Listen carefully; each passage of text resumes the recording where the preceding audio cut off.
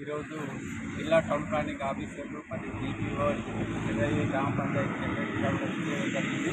వచ్చి మీకు పర్మిషన్ లేదని స్వీచ్ చేయడానికి వస్తుంటే ఆల్రెడీ గ్రామ పంచాయతీ నుంచి కూడా అవకాశం కూడా చెల్లించడం జరిగింది. సువర్ణపూర్స్ వాళ్ళ ప్యాకేజ్ నుంచి తీసుకుంది. అప్పటి నుంచి కూడా గ్రామ పంచాయతీ మెడిసిన్ చేయించి కూడా పర్మిషన్ కూడా ఇవ్వడం జరిగింది. ఆ బ్లూ ప్రింట్ వాటి పర్మిషన్ కూడా వాళ్ళు మనకి ఆఫీస్లో దొరకలేదని పర్మిషన్ లేదని బాగా ఇప్పుడున్న ఆఫీసర్ కూడా యాక్సిడెంట్లో పోవడం వల్ల అటువంటి కాగితాలు మన ఆఫీసులో తర్వాత తీసుకొని ఇస్తామన్నా కానీ ఎటువంటి నోటీసు ముందస్తు నోటీసులు లేకుండానే ఈరోజు సీజ్ చేయడం జరిగింది. ఎందుకంటే ఇక్కడ రోజు ఒక 40 గ్రామాల నుంచి రైతులు దాదాపు ఒక 1500 మంది పాల ఉత్పత్తిదారులు 10,000 లీటర్ల పాలు సేకరణ చేస్తున్నారు. మరి ఎందుకంటే ఈ 1500 మంది రైతులకు కూడా నష్టం జరుగుతుంది. మీరు ముందస్తు నోటీసులు ఇవ్వండి సార్. ఇచ్చిన తర్వాత కూడా దాని గురించి మళ్ళీ పనిచేయ లేకపోతే చేయండి. ఇక్కడ ఎందుకంటే ఇది ప్రజాప్రభుత్వం అన్నారు. మరి రైతుల పాల ఉత్పత్తిదారులు ఎవరు ప్రజలు కదా. మరి దాదాపు 1500 మంది పాల ఉత్పత్తులు సాయంత్రం కూడా పాల సేకరణ జరుగుతుంది. రేపు మార్నింగ్ కూడా పాల సేకరణ జరుగుతుంది. మరి ఆ పాలు కూడా ఏం చేసుకోవాలి సార్ అని కూడా ప్రశ్నించడం జరిగింది. దానికి కూడా మాకు పర్మిషన్ కావాలండి.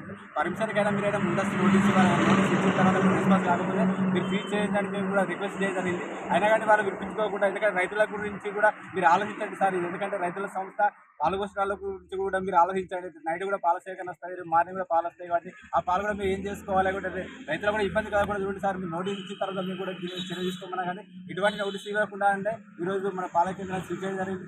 అదేవిధంగా కామారెడ్డి నుంచి కూడా 10 లీటర్ల ట్యాంకర్ కూడా రావడం జరిగింది. దాంట్లో కూడా మన అగ్రాలకు సంబంధించిన పాలు కూడా లోడ్ చేసిన తర్వాత కూడా కనీసం ఆ పాలు కూడా మనం బయటకి ట్యాంకర్ కరీంనగర్ కూడా ఓడియకుండా దాన్ని కూడా స్వీచ్ జరిగింది. మరి దాదాపు 15,000 లీటర్ల పాలు అంటే 6 లక్షల లీటర్ల పాలు ఇక్కడ మనకు నిల్వ ఉన్నట్టు. మరి అటు పాలు కూడా చెడిపోతే ఇప్పుడు రైతులకు నష్టం జరిగినట్టుగా మరి దీని మీద ఎవరు తగిన చర్య తీసుకోవాలని మేము తీవ్రంగా దీన్ని ఖండిస్తున్నాము.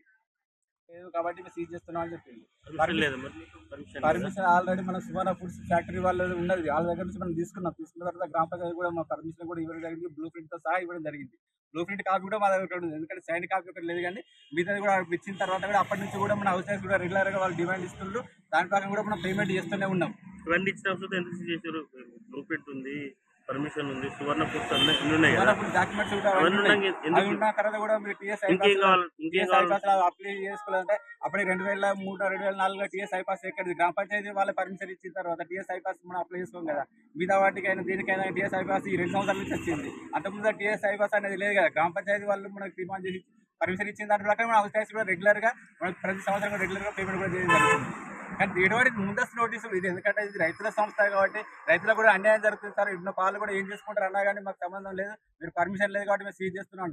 కంపల్సరీ నోటీస్ అవన్నీ ఇవ్వాలి కదా. మీ రూల్ ప్రకారం నోటీస్ ఇచ్చిన తర్వాత కూడా మీకు అప్పుడు పర్మిషన్ ఇవ్వకపోతే మీరు చర్య తీసుకోవాలి. కానీ ఎట్లా సీజ్ చేస్తారని రిక్వెస్ట్ కూడా చేసినాం. ఎందుకంటే రైతుల గురించి ఆలోచించండి అన్నా కానీ మాకు సంబంధం లేదు, అంత అవసరం లేదు. రైతులతో మాకు సంబంధం లేదు. మీరు పర్మిషన్ లేదు కాబట్టి మేము సీజ్ చేస్తున్నామని అధికారులు తెలియజేశారు.